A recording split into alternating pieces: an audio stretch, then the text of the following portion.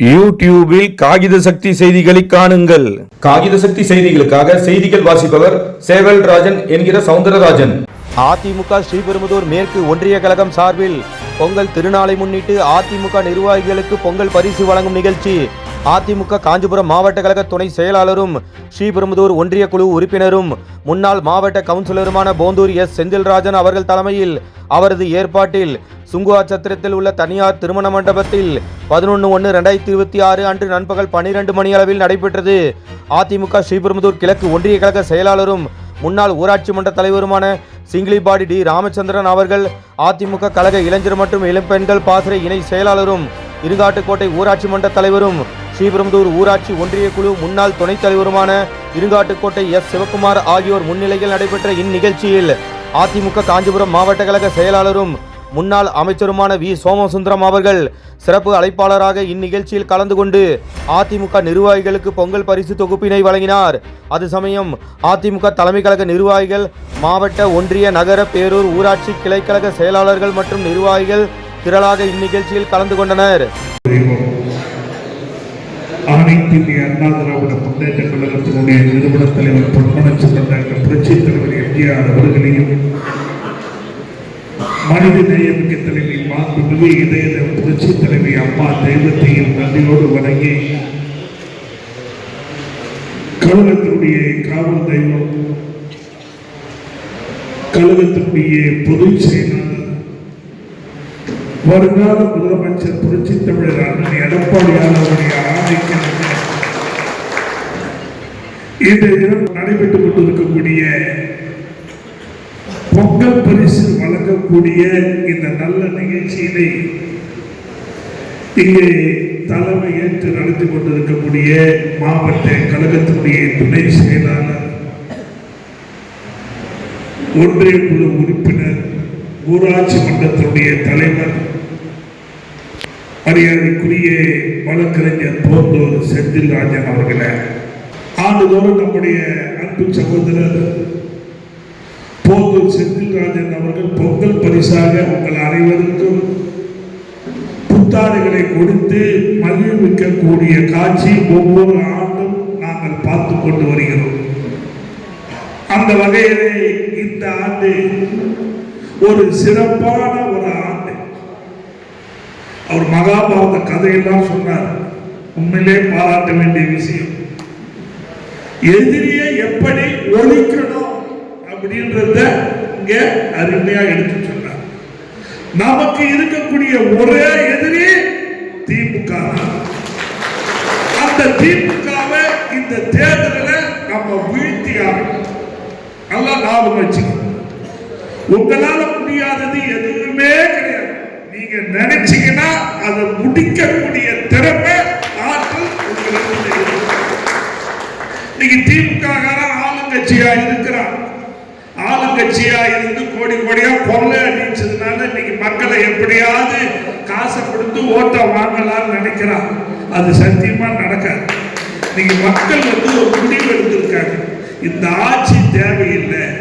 திமுக ஆட்சி ஒரு விளம்பர ஆட்சி. இந்த ஆட்சி அகற்றப்பட வேண்டிய ஆட்சி. மீண்டும் தமிழகத்தில் எடப்பாடியார் முதலமைச்சராக வர வேண்டும் என்ற எண்ணம் மக்களிடத்திலே இன்று உருவாகி இருக்கு. கூட பாருங்க, 4.25 வருஷம் தூக்கிட்டார். கும்பகர்ணம் தூக்குறா போல தூக்கிட்டு இப்போ முதலமைச்சர் இந்த 3 மாசமா விடாம சுத்திட்டு இருக்கிறார். கேட்டா அந்த திட்டம் இந்த திட்டம்னு சொல்ற. இத்தனை பொங்கலுக்கா பணம் கொடுக்கல. எலெக்ஷன் வருதுன்னு சொல்லவே இன்னும் 60 நாள்ல தேர்தல். அந்த தேர்தல் நெருங்குவதனால இன்னைக்கு 3000 கொடுக்கிறார்.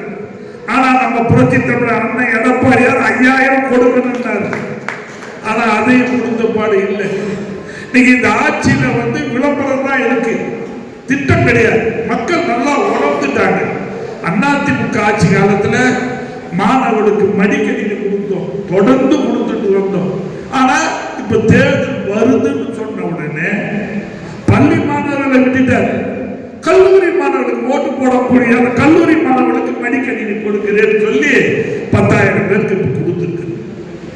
அதே போல மகளிருக்கு உரிமை தொகை முதல் சட்ட திட்டம்லாம் வச்சு 26 மாசம் 1 கோடி பேருக்கு கொடுத்தாரு. இப்ப தேர்தல் வருதுன்னு மகளிருக்கு உரிமை தொகை எல்லாருக்கும் கொடுக்கிறேன்னு சொல்லி இப்ப கொடுக்க ஆரம்பிக்கிறார். எப்ப ஆரம்பிக்க போறாரு? இந்த மாசம் தான் கொடுக்கணும். மிஞ்சி போனா இன்னும் 2 மாசம் கொடுத்தா யோசி. அதே போல இன்னைக்கு ஒவ்வொரு திட்டமா இப்பதான் அவர் கொண்டு வர்றாரு. ஆனா அதிமுக ஆட்சி காலத்துல தொடர்ந்து மக்களுக்கு நாம் சேவை செய்து கொண்டிருக்கிறோம். ஆகவேதான் இன்னைக்கு நம்முடைய புரட்சி தமிழர் அண்ணன் எடப்பாடியார் அவர்கள் மீண்டும் முதலமைச்சராக வந்தா எல்லா திட்டங்களும் கிடைக்கும் மக்கள் நம்புறாங்க. கிராமப்புறத்தில் போனோம்னா நம்முடைய ஆட்சி காலத்துல பசுமை வீடு கட்டி கொடுத்தோம். இன்னைக்கு இந்த ஆட்சியில இல்லை. கிராமப்புறத்தில் இருக்கக்கூடிய ஏழை எளிய மக்கள் விவசாயிகள் பயன்பெற வேண்டும் என்பதற்காக கறவை மாடுகளை கொடுத்தோம். புரட்சி தலைவர் அம்மா கொடுத்தாங்க. ஆடுகளை கொடுத்தோம். அதே போல அங்க இருக்கக்கூடிய மகளிருக்கெல்லாம் மானிய விலையில ஸ்கூட்டி வழங்கணும். மினி கிளினிக்கு தரணும். இன்னைக்கு எதுவுமே இந்த ஆட்சியில இல்லை. ஆகவே இந்த ஆட்சியை அகற்றெழுந்து விட்டு மீண்டும் புரட்சி தலைவர் அம்மாவுடைய ஆட்சி எடப்பாடியார் தலைமையில் குறிப்பா நம்முடைய ஸ்ரீபெரும்புதூர் தொகுதி, இந்த தொகுதியை பொறுத்தவரை அதிமுக எதிர்ப்பு.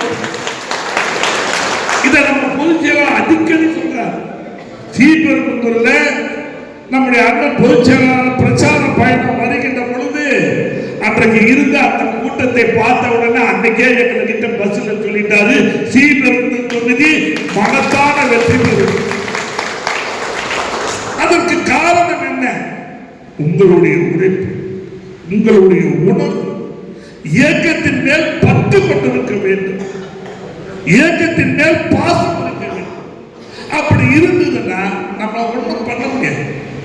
வந்திருக்கீங்க, செயலாளர் எல்லாரும் வந்திருக்கீங்க.